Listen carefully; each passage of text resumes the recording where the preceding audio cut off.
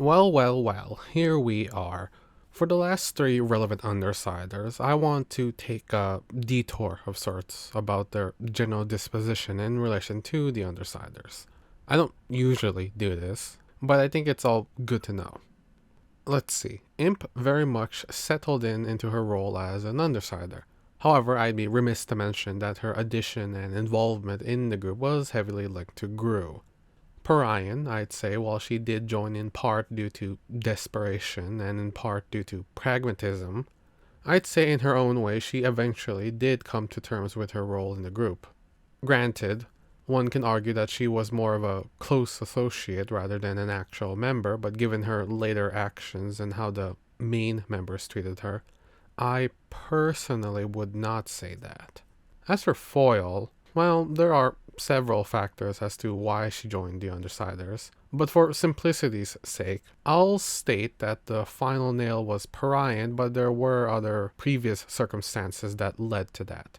While it is fair to state that Imp likely would have left if Gru left, as much as Foil would have left if Parian left, I think the key difference is that Imp, even without Gru, probably would have still joined the Undersiders, if given the choice and obviously under different circumstances. Foil, on the other hand, without Parian, probably would have either remained where she already was, or become a vigilante, or joined another more heroically inclined group. In fact, in terms of demeanor, even when an Undersider, she always had one of a hero being forced to work with villains, which one can argue never really left, but that's another thing entirely. Anyway, getting back on track, Imp was a stranger with the ability to become unnoticeable. It was not invisibility, but it was nevertheless a very potent power. In fact, in several ways, it was better than invisibility. For example, becoming unnoticeable in her case also held the connotation of being forgotten. In addition to people being unable to generally perceive her presence, they also forgot she was there in the first place, and of her in general. To go further, when active, when someone looked away from her, and even when she was right in front of them, she would be forgotten. Forgotten to the point that she could push someone, stab someone in the throat, and even grab something out of someone's mouth without people realizing it was her doing such things. More so, from what I recall, the mechanics of her power also made evidence of her being somewhere less suspicious. Not to mention, it made anyone actively trying to remember and focus on her forget her faster. Now, to better understand what comes next, I want you to keep in mind that earlier on, Imp had issues, to say the least, related to keeping her power on or off. Specifically, it was always on, and she had to will herself to become noticeable. And in turn, if she ever had a significant break in concentration, her power would force itself back on. She did get better, evident by some of the things I've already said, but I wanted to know where she began so you can see just how proficient she became. To give some examples, later on she could quickly activate and deactivate her power, to the point that she could be forgotten, but not completely forgotten, which she used to effectively leverage conversations by erasing only a few moments in said conversations, potentially multiple times, until she got the outcome she desired or needed. Granted, that may not always be optimal or possible to do given the specific circumstances she may find herself in. In a similar vein, she could also finesse her power to be able to talk to people while still being mostly unnoticeable. She could make people aware enough to hear her and know who she was, but not enough to know where she was. Though, perhaps one of the craziest things she did later on was setting up an entire contraption around and on a person without said person realizing what had happened until she was done. To provide some balance, let's say, here are things to keep in mind to temper some of your potential perceptions about Imp. First, despite what I said earlier, Imp did mentally note that there was about a 50-50 chance of her power becoming briefly disabled when taking more aggressive actions. Ostensibly, given later actions, this became less of an issue. However, I do not know if it was a case of it becoming an altogether non-issue, or if it was a case of her power having a lower chance of breaking later on. Alternatively, she may have also discovered what exactly counts as aggressive action. Second, paramount's with the ability to take in more information, in one way or another, were able to at least be more aware of her potential presence. Some examples include Tinker powers like Tattletales, Skitter's bugs, specifically the sensation of them being disturbed by something, those that can sense emotions, and those that have better human perceptions such as smell and potentially hearing. I suppose another way to put it is that while the parahuman may be unaware, their passenger or power may not be. Third, she can be seen on cameras and camera recordings. Perhaps she can be heard on audio recordings too, but I don't recall that being a thing. That said, note that as her power advanced, it would eventually cause those same recordings of her to decay. I don't know how far this went. I do not know if this aspect of her power will eventually develop to erase other forms of physical and digital evidence. Fourth, abstractly thinking of her seemed to be a way to circumvent her power, at least a little bit. What I meant by that is instead of thinking of Imp specifically, or her power, one can more generally think that there is some sort of other stranger or unseen enemy present. However, I will mention that the example I'm pulling from had Imp briefly indicate her existence. She cackled. Additionally, the one that felt something was amiss, Flechette, had a power that gave her an enhanced understanding of the world around her, so that may have helped in alerting her of Imp. This fifth thing requires a little preamble, specifically about how Imp's power worked. To her, when she used her power, it rolled over her skin, then jabbed out. It was invisible to all senses and would contact people and push, in a manner of speaking, away memories of her. Keep in mind, earlier on she had no choice but to surrender and let her power do all that. She also couldn't force it to work better at that stage either. In fact, doing so yielded the opposite of desired results. Anyway, why was all that necessary? Well, those with skewed perceptions of what memory was, or those with alternative means of storing memory, were not affected by her power. Notable examples were Dragon and the Endbringers. Is that a band name? Right. With that, we are done with Imp. On to Parian. She was a master, and her power was the ability to finally control small, lightweight materials and objects. Anything over half a pound, a little under a quarter of a kilogram, made her control of said objects slower and less dexterous. Her control would also be more unstable when moving larger objects. In both cases, be it something too heavy and or too large, her power would eventually give in and break away from whatever she was manipulating. For the curious, one way it was described was that it spread over a given area to try to lift whatever object, as if it was a bunch of smaller and lighter objects. It fails when said whatever object was a singular heavy mass, or if said object's smaller components were still too heavy. In those cases, Parian's power would further extend itself to cover more and more surface area in a continuous attempt to lift the entire object, until it eventually overextended and, well, broke. Understandably, saying all that makes Parian's power sound extremely limited. It was.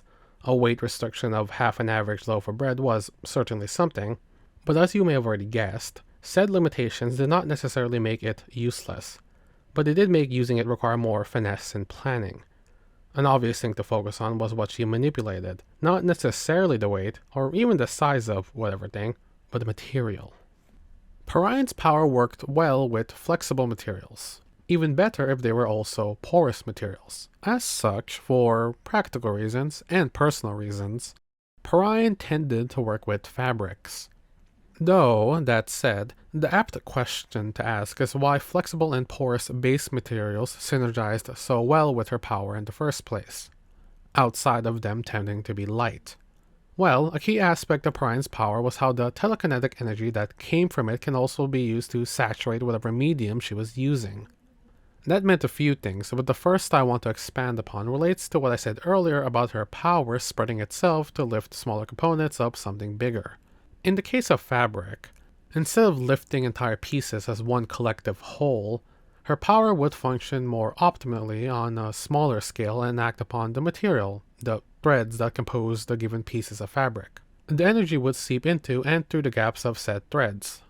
From my understanding, that made it so each thread was being independently lifted simultaneously, not only making skillful manipulation quicker and easier, but also allowing Parian to manipulate a collective sum of fabric that may be heavier than her earlier noted half-pound limit.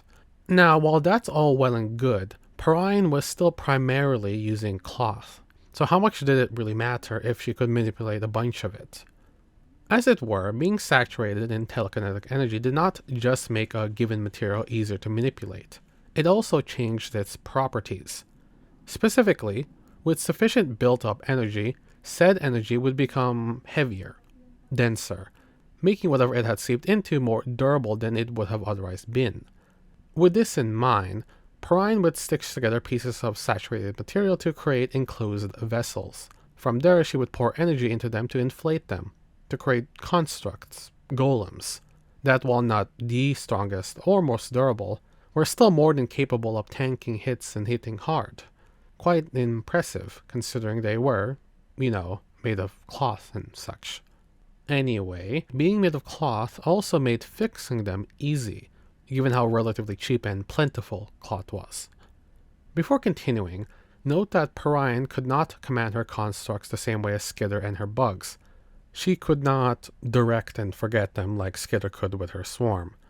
While it is fair that Parian did do well enough directly controlling them, and even had her own way of inherently knowing where her golems were located, how well she moved her golems heavily depended on where she was and what she could see. Bad positioning would notably reduce her construct's effectiveness. That said, even with good positioning, her constructs were still described as being clumsy. So, I debated whether I should include this, since I did not last time, but this time I will.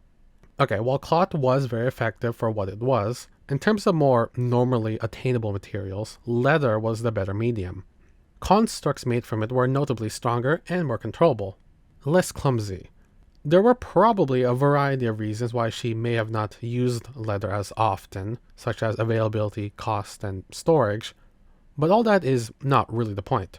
The point is that leather was more organic. It's important because the best and true expression of Parian's power was rather macabre. The best medium for her to use was human skin, tendons, and hair. With such materials, she was able to create a skin puppet that was very flexible in its movements, and durable enough to withstand a number of hits from an Endbringer-like enemy. So, I don't really have anything else to say about that, or Parian really, since all things considered, there isn't that much information about her. I can't really comment about how far her telekinesis extended, how many constructs she could maintain, how strong or durable the latter were, or even if she could use the skin of other animals. I suppose the one thing I can state is that the max size of her constructs were ostensibly around 20 feet high, 6 meters. Though, once again, I can't really say much more about their other aspects besides, I guess, their appearance, which isn't really my focus. If there is one last thing I can say is that, given her typical choice of material, use fire. Alright then, on to the final member, Foil. She was a whole variety of things, striker, blaster, and thinker. Luckily for me, her powers can be easily divided into two parts. The primary that related to the striker and blaster classifications, and the secondary thinker one. It will be quicker, so starting with the latter, it was not one thinker power per se. In fact, one could consider it to be a set of 2 or 3 minor ones that had excellent synergy. But when it all boils down, it was just one thinker power that gave Foil a better sense of things around her, specifically of the physics surrounding angles and trajectories and such. Along with that also came an enhanced sense of timing. Evidently, there were a number of obvious applications, especially when it related to blaster-related affairs, which will become more evident later when we get to that stuff. But outside of those, there were an interesting and useful other bunch of things that she could do because of said enhanced senses. One was ostensibly a natural sense for an object's center of gravity. For example, in one instance, she spun around her arbalest like a basketball. Another was how it made her a highly competent driver. And while it didn't make her good enough to deal with all possible conditions, as one can imagine, better timing and accuracy still made her more than capable of dealing with most possible and normal driving situations. When it came to something more in plain sight, I would say how consistent it made Foil is worth noting. The way I meant that was Foil in general having an excellent internal timer, allowing her to, for example, shoot shots with precise time intervals. More broadly, that timer allowed her to replicate what she had done. The best way to have you understand what that even means was the time where Foil was able to repeat a sound she made multiple times, with the same pitch and length, fooling everyone present at the time. Anyway, she was also pretty good at catching and dodging both objects in and out of view, and was surprisingly good with a gun, despite having little experience. But I'm sure you know why she was good with said gun. Okay, Foil's primary power was the ability to temporarily imbue various non-living objects and materials with the trait of being able to ignore some laws of physics. The more power she put into something, the more it would ignore physics. She could also choose how long the effect lasted and which laws of physics were more ignored.